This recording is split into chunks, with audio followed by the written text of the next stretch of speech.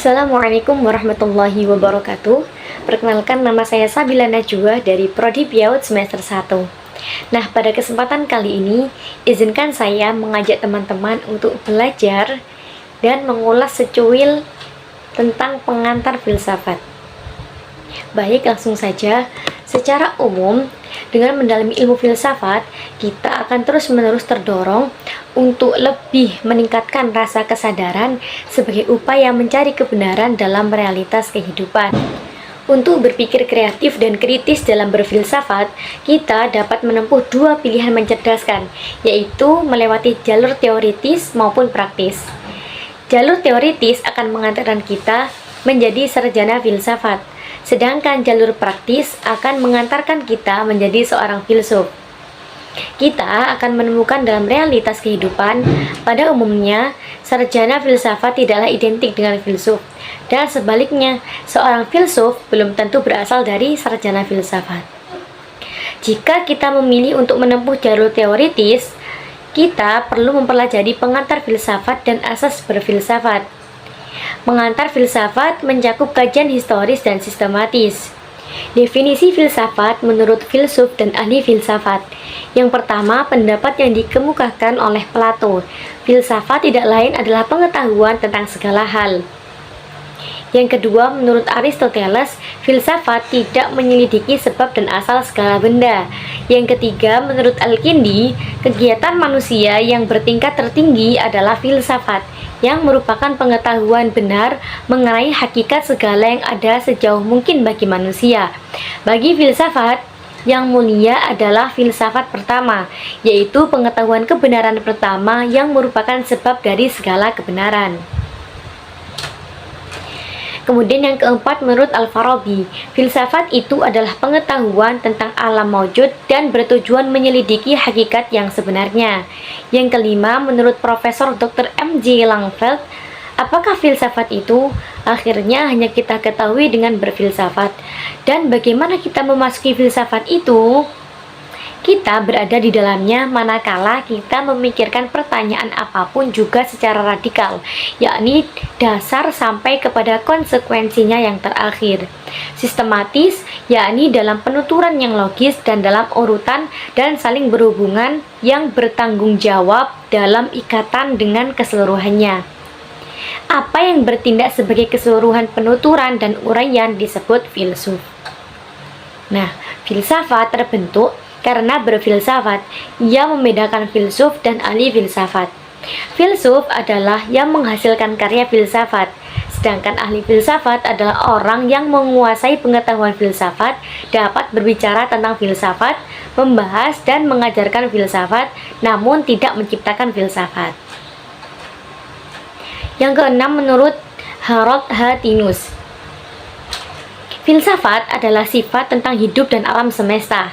Salah satu metode berpikir reflektif dan penyelidikan yang didasarkan pada akal adalah seperangkat masalah suatu perangkat teori dan sistem pendidikan. Yang ketujuh, menurut Ibnu Sina, fisika dan metafisika sebagai suatu badan ilmu tak terbagi. Fisika mengamat-amati yang ada sejauh tak bergerak. Metafisika memandang yang ada sejauh itu ada dan mengarah, mengetahui seluruh kenyataan sejauh dapat dicapai oleh manusia. Hal pertama yang dihadapi oleh seorang filsuf adalah bahwa yang ada berbeda-beda, terdapat ada yang hanya mungkin ada. Kemudian yang kedelapan, menurut Ibnu Rushd, filsafat itu hikmah yang merupakan pengetahuan otonom yang perlu ditimba oleh manusia sebab ia dikaruniakan oleh Allah dengan akal. Filsafat diwajibkan pula oleh Al-Quran agar manusia dapat mengagumi karya Tuhan dalam persada dunia. Menurut Imam Welhan, filsafat itu ilmu pokok dan pangkal segala pengetahuan yang di dalamnya mencakup 4 persoalan. Yang pertama, apakah yang dapat kita ketahui? Yang mana akan dijawab oleh metafisika. Kemudian, apakah yang boleh kita kerjakan? Yang akan dijawab oleh etika. Yang ketiga, sampai di manakah pengharapan kita? Yang akan dijawab oleh agama. Dan yang terakhir, apakah yang dinamakan manusia, yang akan dijawab oleh antropologi. Kemudian ada pula menurut Profesor Dr. Andrea Karya SJ, filsafat adalah pikiran manusia yang radikal. Artinya, dengan mengesampingkan pendirian-pendirian dan pendapat-pendapat yang diterima begitu saja, mencoba memperlihatkan pandangan yang merupakan akar dari lain-lain pandangan dan sikap praktis. Jika filsafat misalnya bicara tentang hukum, sosiologi, kesusilaan dan sebagainya, di situ pandangan tidak diarahkan kepada sebab-sebab yang terdekat, melainkan ke mengapa yang terakhir, sepanjang memungkinkan yang ada pada budi manusia berdasarkan kekuatannya. Secara etimologis, kata filsafat berasal dari gabungan dua kata, philein yang berarti mencintai dan sophos yang berarti kearifan atau kebijaksanaan. Jadi dilihat dari asal katanya, filsafat berarti mencintai kebijaksanaan. Istilah filsafat biasanya digunakan untuk menyebut suatu sifat yang terdiri dari banyak kategori juga. Filsafat dianggap sebagai gambaran dari cara seorang berpikir, berperilaku, dan bertindak berdasarkan filosofi yang mereka anut. Filsafat adalah intervensi atau pertimbangan tentang apa yang penting dan berarti bagi hidup, serta pandangan umum manusia tentang moralitas, cita-cita, dan kehidupan. Materialisme adalah filsafat moral yang memandang tujuan mengejar materi merupakan nilai yang dianggap utama. Filsafat dapat didefinisikan sebagai apa yang ada dalam pikiran seseorang yang mendorong mereka untuk memahami nilai hidup. Filsafat memiliki banyak definisi yang kompleks. Jadi, istilah filsafat juga digunakan untuk melihat cara manusia berpikir. Pada dasarnya, setiap orang dianggap memiliki filsafat atau terlibat dalam filsafat. Oleh karena itu, pemahaman filsafat selalu berubah. Kemudian ciri-ciri berpikir filsafat. Yang pertama, radikal, yakni berpikir sampai ke akar persoalan. Ini dapat dicapai dengan bertanya terus-menerus hingga mendapatkan jawaban yang lebih masuk akal. Di sini, filsafat dibentuk semacam perenungan, berusaha memberikan kejelasan, keruntutan, dan kondisi pengetahuan yang cukup agar kita dapat memperoleh pemahaman yang komprehensif dan menyeluruh. Kemudian yang kedua, kritis. Berpikir kritis adalah sebuah skill kognitif yang memungkinkan seseorang untuk meninvestigasi sebuah situasi, masalah, pertanyaan, atau fenomena untuk bisa membuat sebuah penilaian atau keputusan. Berpikir kritis adalah sebuah hasil dari bagian otak manusia yang berkembang, yaitu the cerebral cortex, bagian luar dari bagian otak manusia yang terluas, atau the cerebrum, yakni otak depan. Yang ketiga, konseptual dan konsepsional.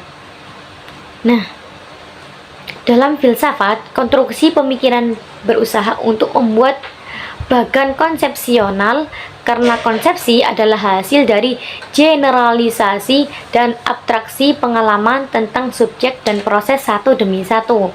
Karena itu, filsafat adalah pemikiran tentang hal-hal dan proses. Kemudian bersifat rasional, yakni berpikir dalam menggunakan akal. Dalam hal ini yang perlu dilakukan adalah membuat bagian konsepsional yang rasional, yang artinya bagian-bagiannya berhubungan satu sama lain secara logis. Kemudian reflektif, jadi menggambarkan pengalaman pribadi. Dengan kata lain, filsafat berasal dari perenungan tentang diri sendiri dan dunia, memikirkan bagaimana perspektif berhubungan dengan realitas baru yang kita temui dan alami. Selanjutnya, koheren dan konsisten.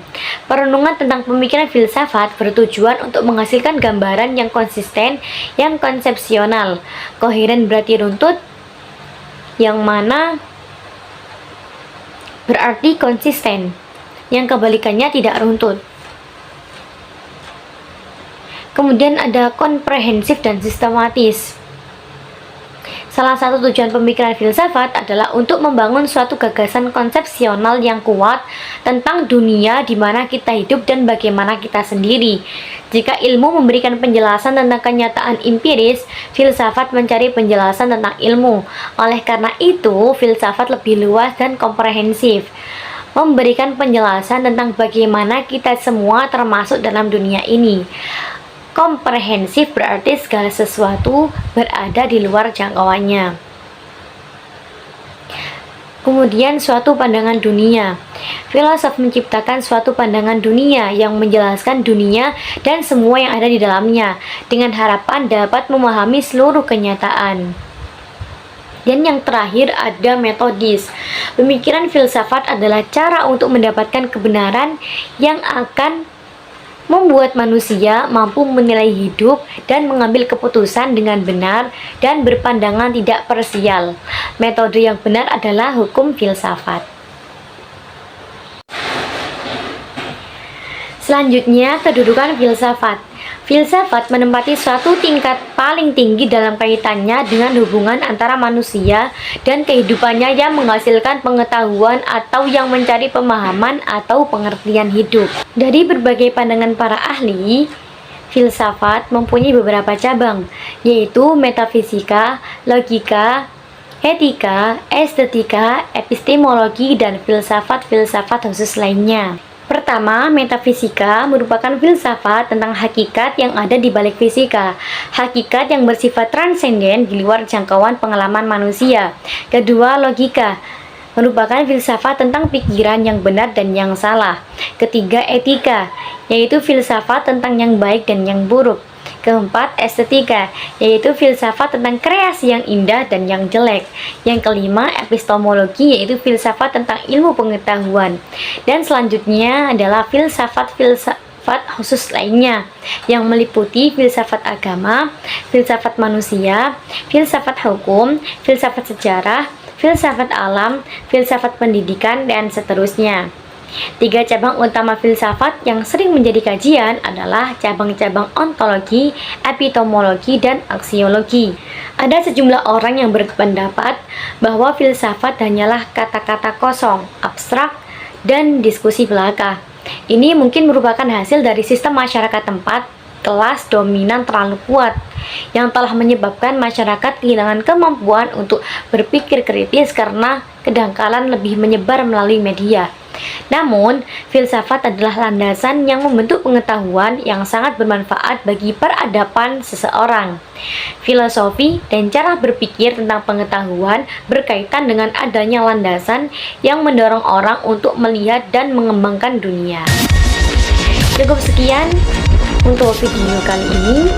Kurang lebihnya saya haturkan mohon maaf yang sebesar-besarnya. Terima kasih sudah menyimak video ini mulai dari awal sampai akhir. Semoga video ini bisa menambah manfaat dan wawasan untuk teman-teman sekalian. Barakallahu fikum and see you in the next video.